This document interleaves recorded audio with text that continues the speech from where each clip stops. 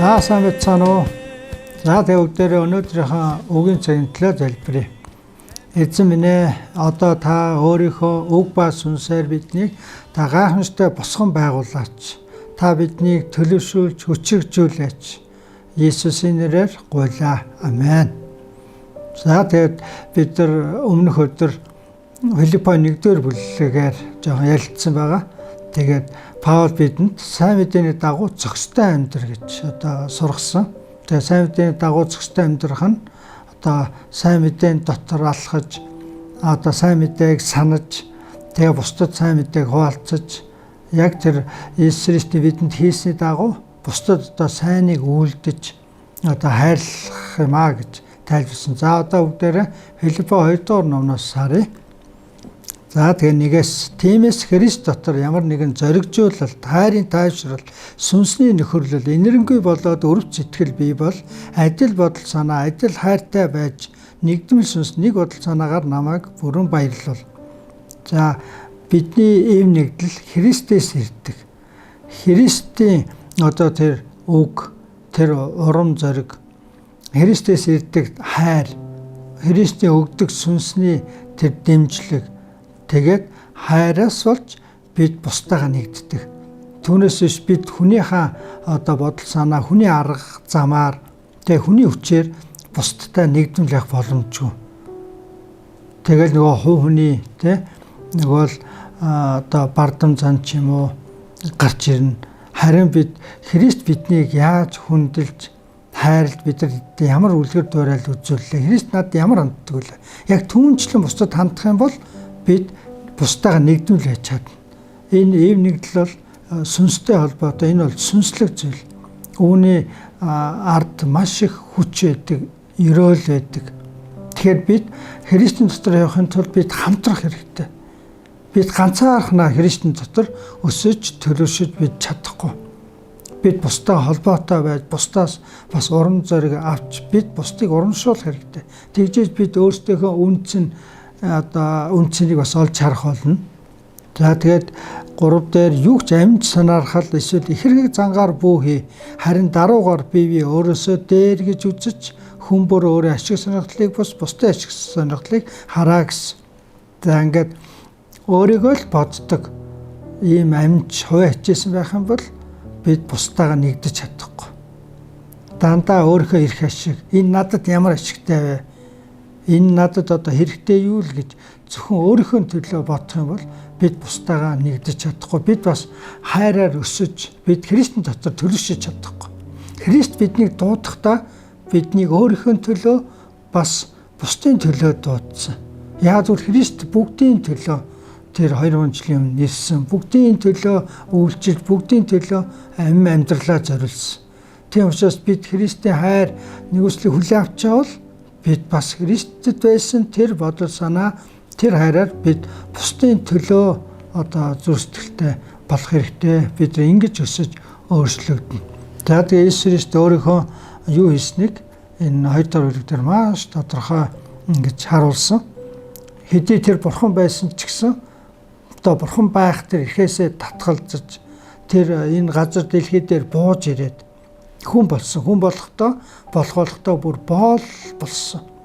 Тэр хүмүүсийн дээр биш, харин хүмүүсийн дор байж үйлчилсэн. Тэгээд тэр үхлийг сонгосон. Бусдыг үхлээс аврахын тулд үхлийг өөртөө өрсөн. Уг нь Иесус Христэд өөрт нь үхэх шаардлага байгаагүй, шалтгаан байгаагүй. Харин тэр үүнийг бидний төлөө хийсэн. Биднийг үхэлд ноёлогдоос үхлийн айдсанд бүр дарамтлагдаасаа гэсэнтэй тэр биднийг мөнхийн тэр үхэл, ялангуяа сүнслэг үхлээс аврахын тулд тэр өөрийнхөө бие махбод сүнсээр тэр өөрийнхөө амьдралыг үхэл болгож, дуусгар болгож бидний төлөө тэр загалмай цодлогдсон. Тэр үхлийг сонгосон. Үхэхдээ загалмай энэ дарчилж зовх ийм нүхлийг сонгосон. Тэгээд тэр үхэл хүртэл тэр дуулууртай байж өөрийгөө өгсөн учраас Бурхан эцэг нь Иесус Христийг бүхний дээр болон өргөмжилсөн. Тийм учраас энэ даруй байх, үйлчлэх зүрх сэтгэлтэй байх нь биднийг өргөдөг. Бурханд энэ таалагддаг ба. Тийм учраас үнэхээр номхон даруй зан чанар бусдын төлөө гэсэн энэ үйлчлэг зүрстгэл бол жинхэнэ агуу байдал. За тэгээд биднийг эзэн үргэлжлүүлэн урамшуулж, за би таныг 13-аас уншчихъя. Учир нь өөрийн сайн талын дагуу та нарын хүсэх ба үйлдэлийн аль алинд нь Бурхан өөрөө таны дотор ажилдаг юм аа. Бүхний гомдол маргаангүй хийцгээ. Бидний хийхийг хүсэж байгаа бүр үйлдсэн тэр бүхэн дээр Бурхан биднийг дэмжиж ажилдаг. Бид Бурханы төлөө Бурханы үгийг үйлдэж амьдралдаа хэрэгжүүлж илээвэл Бурхан бидний дотор биднийг ингээд төлөвшүүлэн даруусгаж биднийг улан хүчрэг болгодог. Тийм учраас аливаа нөхцөл байдал бид бусдад гомдлож болохгүй. Миний нөхцөл байдал муу байна. Миний одоо амьдрах орчин, одоо эргэн тойрон хүмүүс маш одоо хэцүү байна гэж аливаа бэрхшээлээс олж бид нар гомдлож маргааш шаардлахгүй. Бид Бурханд хэлэх хэрэгтэй. Иесусыг санаад Иесуст хэрхэн амьдрснаас л суралцах хэрэгтэй. Тэгвэл бидний зовлон бэрхшээлийг Бурхан баяр хөөр болгож ялалт болон өөрчлөх болно. За тэгээ ингэснээр та нар энэхүү гажууд үеийнхний дотор Бурханы гэм зэмгүй буруугүй хүүхдүүд байж ертөнцийн гэрэл мэт гялалцах юм аа. Амийн үгнээс баттай баригдав. За Иесуст биднийг үнэхээр урамшуулж байна. Та нар аливаа зүйлд гомдлож одоо марахгүйгээр, эсэргүүцэж одоо тэмцэлдэггүйгээр зөвхөн миний үгээс суралц. Бурханы дотор хэрхэн одоо бусдыг айлж гэм зэмгүй байхадаа л анхаар. Тэгхийн бол та нар гэрэл мэт одоо гялзаж тэгээ Бурханыг алдаршуулах болно. Бурханыг амьдралаараа гэрчлэх болно. Үүний төлөө Иесуст зовсон Паул ч гэсэн бас Иесустийн үннээс олж хавчигдж одоо баригдаж шоронд орсон. Тэгээд Паул бол одоо би ундаан үргэл болгон гэж асгагдж байгаадаа би баяртай байна. Яг л үнний төлөө яваад зовгч нь Бурханаас үнэхээр агуу шагналыг авна. Энэ бол үнний төлөөх одоо энэ бол үнц юм байхгүй. Тийм учраас бид үн чадвар байхын тулд бид үн төлөх ёстой. Энэ бол үннийг тунхаглаж тэгээд үннийг тунхсанаас болж ирэх хавчлаганд төсвөртэй, төвчээртэй, баяртай байх. Тэгээ энэ Бурханаар одоо өргөмжлөгдөх болно.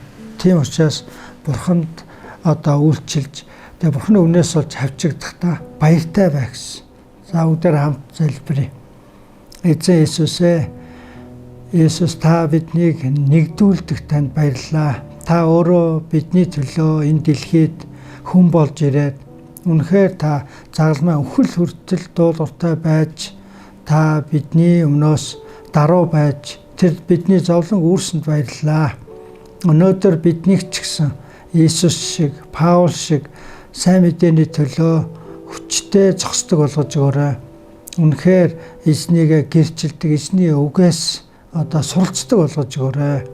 Ямар ч нөхцөл байдалд гомдлохгүйгээр харин эзэндээ даатгаж, залбирч, эзний үгээр даван туулахад туслаарай. Бидний дотор хүнийг улам хүчрэг болгож өгөөрэй. Есүсийн нэрээр гун залбирлаа.